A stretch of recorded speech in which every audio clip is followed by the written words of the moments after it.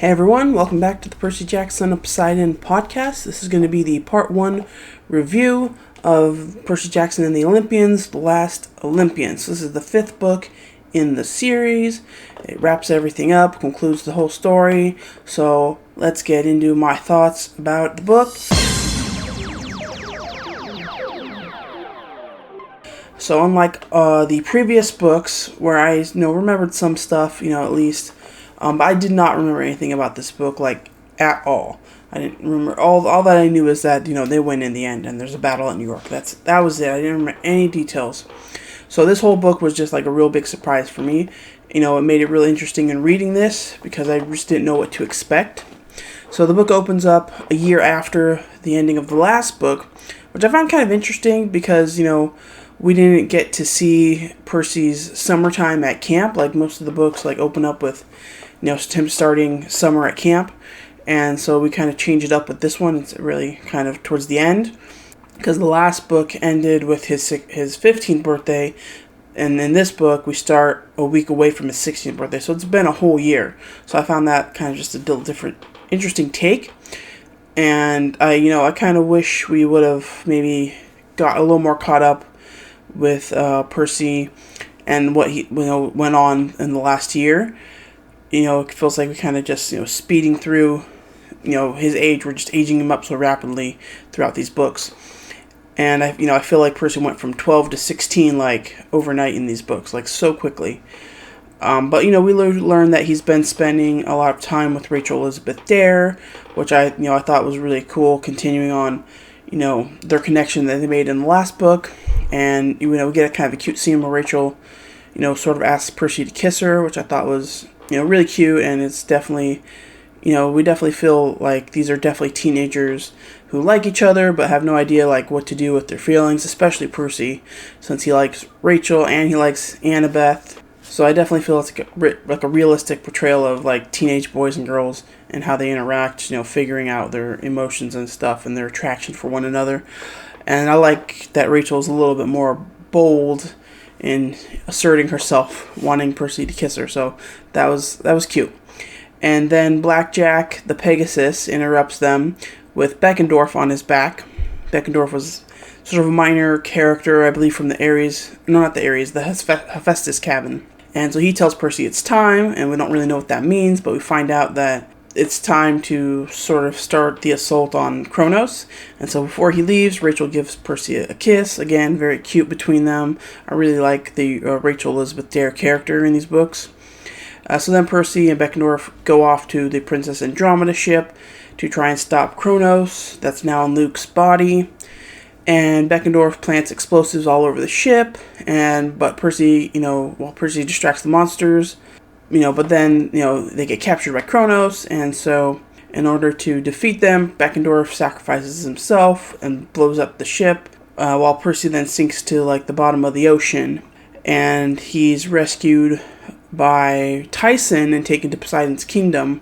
And so we get to see Poseidon and his underwater world kind of for the first time, and we meet Percy's half-brother, I guess, Poseidon's son with his actual wife. And so that's kind of a cool little scene, and we find out that he's been fighting this war against these ancient sea monsters under the water, and that's why he hasn't been helping out the gods on land. And we briefly meet Poseidon's wife and his son Triton. And Percy wants to help Poseidon fight in the war, but he tells Percy that he has to return home to camp, so he sends Percy off.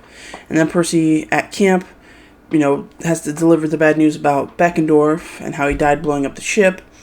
And apparently Beckendorf and Selena Beauregard, daughter of Aphrodite, they were apparently dating. And so, she's obviously very sad, and Clarice actually has to kind of console her.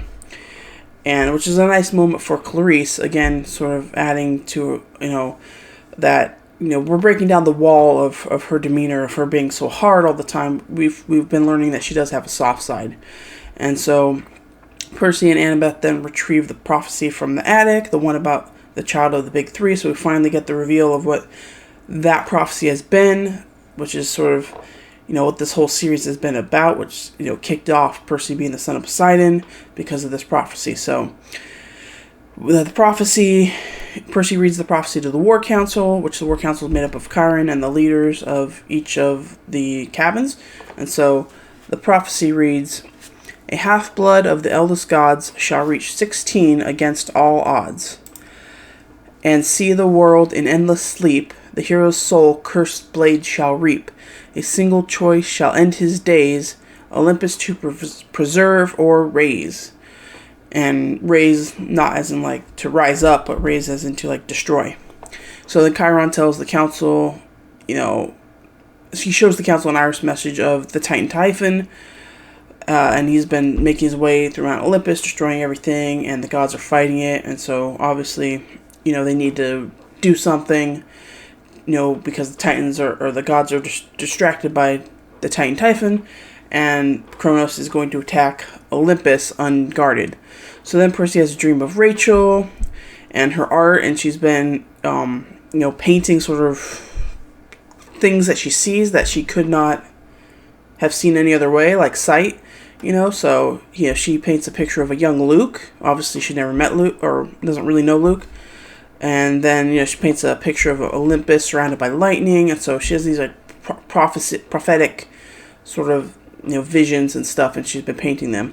And so then the next day, Percy finds Mrs. O'Leary and follows her into the forest, where they find Juniper, Nico, and Linnaeus, one of the elder satyrs, and they were talking about Grover, who has been apparently lost for months now.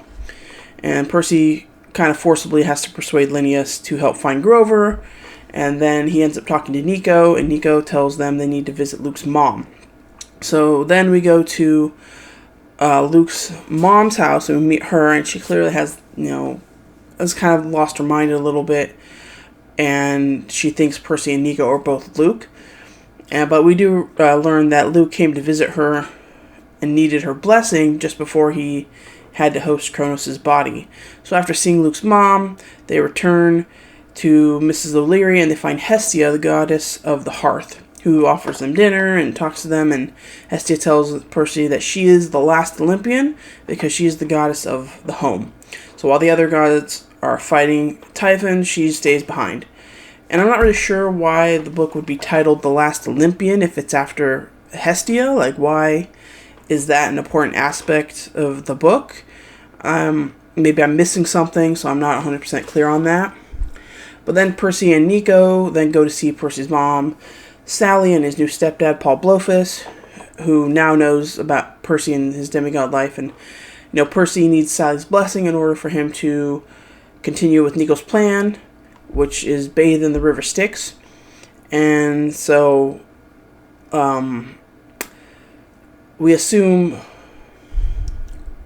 So Percy gets his blessing from his mom, and then he and Nico go to Central Park with Mrs. O'Leary, the Hellhound, to find a secret opening to the underworld. So, but they end up running into Grover, because Percy needs Grover's help, and he ends up finding Grover asleep in the park, and we find out that Grover was put asleep by Morpheus, the god of dreams, and that's why he's been missing for so long.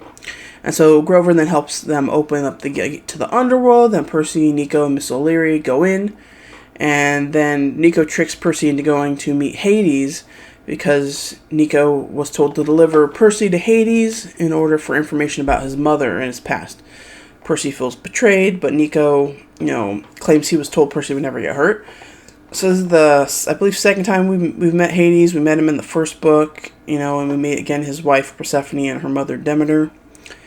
And I like this sort of portrayal of Hades, and it's good seeing him return again in this book. And he then tells Nico his mother's name, I believe Maria, and then Hades explains why he had to put Nico and Bianca in the Lotus Hotel, which was to protect them because it was during World War II, and we find out that the Fury Electo was disguised as the lawyer that had got them out.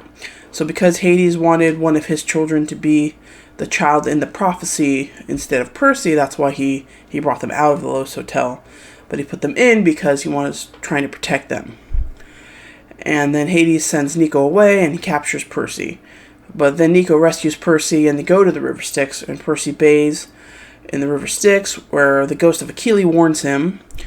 And we learn that Luke also bathes in the river Styx because that's how he was able to host the body of Cronus. So Percy bathes in the river. He almost drowns because of the pain, but a vision of Annabeth is what saves him.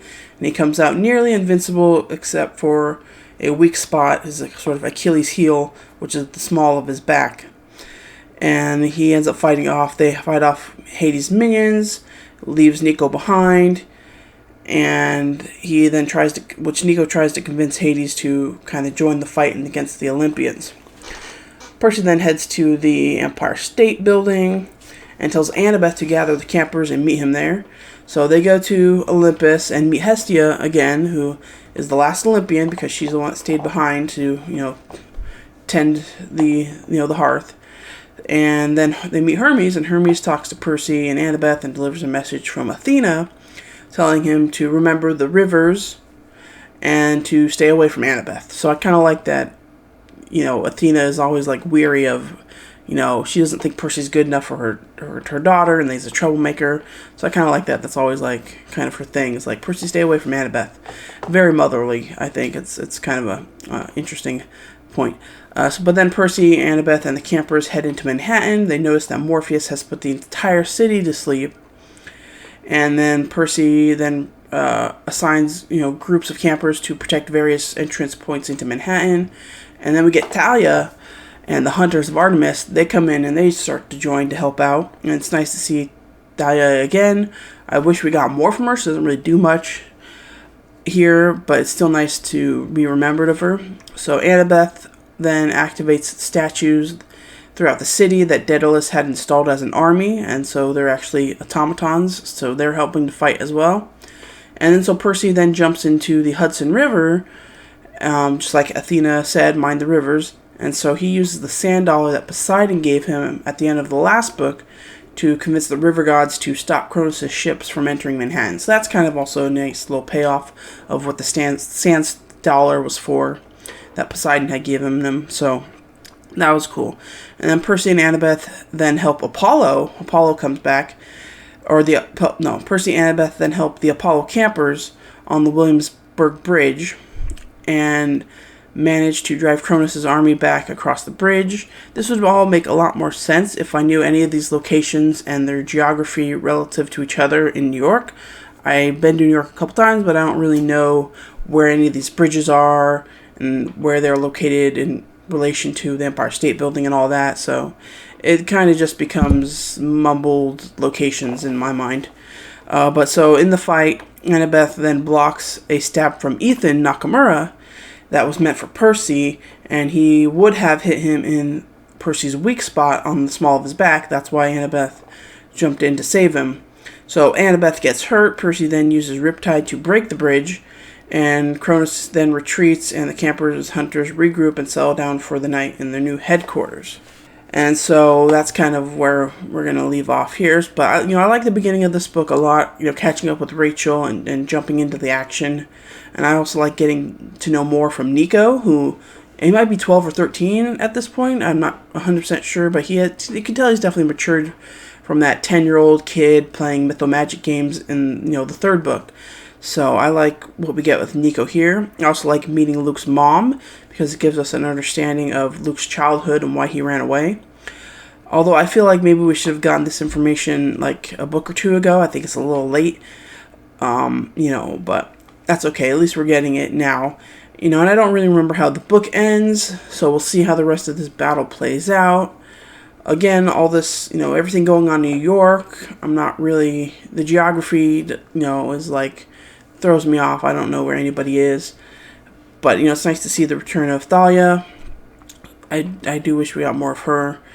And so, so I like the beginning of this book. I like everything we get with Nico. And so, so that's it for this episode review of the podcast.